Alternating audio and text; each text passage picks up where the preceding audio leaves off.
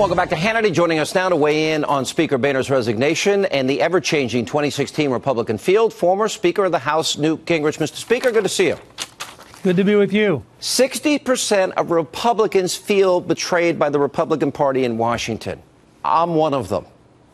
Are we justified? I think people are very justified to be frustrated that there's not more aggressive fighting, that there's not a more effective opposition to Obama, and that there's not more effective use of the investigative tool of all the committees to lay out a record of just how bad this administration is. So, yeah, I think there's a lot of justified frustration. And I think that it makes life more difficult. Listen, you laid out a vision for the country. You shut down the government, but you also got us the end of welfare as we know it, the era of big government being over, and a balanced budget. And I know you paid a personal price for it. I don't see John Boehner's vision. I don't see that they're willing to fight and use their constitutional authority on immigration, on Planned Parenthood, on defunding Obamacare. The whole 2014 election was about stopping executive amnesty. They ended up funding it. I don't think there's any excuse for this behavior myself. Look, I think part of it's a very deep disagreement about how history unfolds. Ronald Reagan went through a period where he was quite unpopular. Margaret Thatcher went through a period where she was quite unpopular. We closed the government twice when I was Speaker, and initially people were very upset. But in each of those three cases, we achieved policy breakthroughs that were historic. As you point out, in our case, we got welfare reform, we got balanced budgets, the only time in your lifetime. A lot of things happened that were very good. If you're not prepared to stand firm under our constitutional system, you basically make the president an emperor. The president gets to do whatever he wants to because he'll threaten to veto and close government. And then the news media will run over and beat up the Republicans. So let me be clear. That's the price of government. Every time Speaker Boehner and Mitch McConnell say, I'm not shutting down the government, didn't they ostensibly pretty much surrender to President Pushover, by the way, the worst negotiator that we've ever seen as evidenced by this Iranian deal? They surrendered. Well, no, look, he's only a pushover in foreign policy. In domestic policy, he's gotten an amazing amount of what he wants because he's a bully and he's willing to run over people and he's willing to abuse the Constitution and he's willing to plain lie as he did about keeping your doctor. They are allowing that to happen. Right. All right, let me move on to the 2016 field. When you put the numbers of Donald Trump, Carly Fiorina, Ben Carson, and Ted Cruz together, four insurgent candidates, you've got nearly 60% of the Republican vote in a field of 16. What does that tell you? Well, it tells me to look at the American people more than the candidates.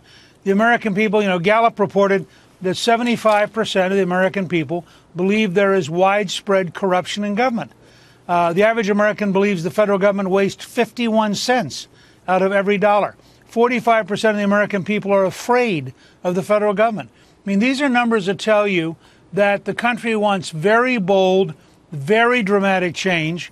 In a sense, Scott Walker, although he didn't execute it very well, Scott had the right slogan in Go Bold, Go Big, because I think the country wants leaders who are prepared to stand up and say, we're going to break the nonsense in Washington, we're going to break the bureaucracy, and we're going to get back to a common sense America. But doesn't Donald Trump have a good slogan, too? People are tired of 50 million Americans in food stamps and 94 million Americans out of the labor force and 46 million on food stamps. And he says, let's make America great again. Do you see Donald Trump? Do you see a path for him? Do you think he can win this thing? Go all the way? Sure. And part of my recommendation to Trump would be to pick up on Scott Walker's slogan of Go Bold, Go Big, and come back with, and he took a step with his tax plan. It's a step. But I would come back with a series of very bold programs. Trump's got to get in. He's now proven he can be the front runner. Now he's got to consolidate and prove he can be a leader on policy ideas, not just on attacking his fellow candidates. I liked his plan yesterday. Did you like it? I thought it was a very good step in the right direction.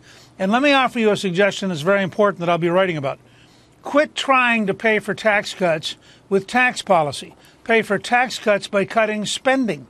And say to people, would you rather have the money thrown away by a federal bureaucrat, or would you rather have that money in your pocketbook? All right. That's a much better way to pitch how we shrink government so we fatten your wallet. What about Ted Cruz? What about Marco Rubio? What about Carly Fiorina, Ben Carson? Where do you see them ending up Well, Or none of us have a crystal ball, but you've been around this a long time. Look, I love Bill Kristol the other day wrote this great piece and said, none of us last Sunday would have predicted Scott Walker dropping out, and none of us would have predicted John Boehner retiring. So when we tell you this Sunday our predictions, just remember that. Yeah. So let's start there.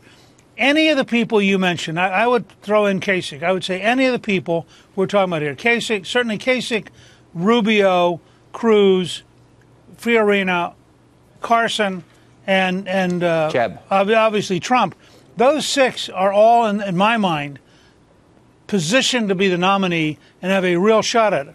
Huckabee has a longer shot, I think. Rand Paul has an even longer shot. And Christie, I think, has a longer shot. But in a world that's this topsy-turvy, and remember, we have no idea how foreign policy is going to affect this. You have the Chinese being very aggressive in the South China Sea, as well as with cyber attacks. You have Putin projecting Russian power into Syria in a way we have never seen since the middle of the Cold War. And we talked about, I'm running out of time, though. I got to ask you one last question. Does Hillary survive? Does she get the nomination? No way. No. I agree with you. Joe Biden gets it, right? Probably, well, somebody. But not her. You mean the guy that says you have to have a slight Indian accent to work in a Dunkin' Donuts or a 7-Eleven? The same guy that said, oh, Obama's clean and articulate, that guy? No, I think you could get your first socialist, openly socialist nominee. Oh, my gosh. God forbid. Well, you know what? If the 73-year-old curmudgeon wins... You've already had a covertly socialist nominee. Yeah, that's Why not true. go for an open socialist nominee? All right, Newt Gingrich, always good to see you. Thank you. Good to see you.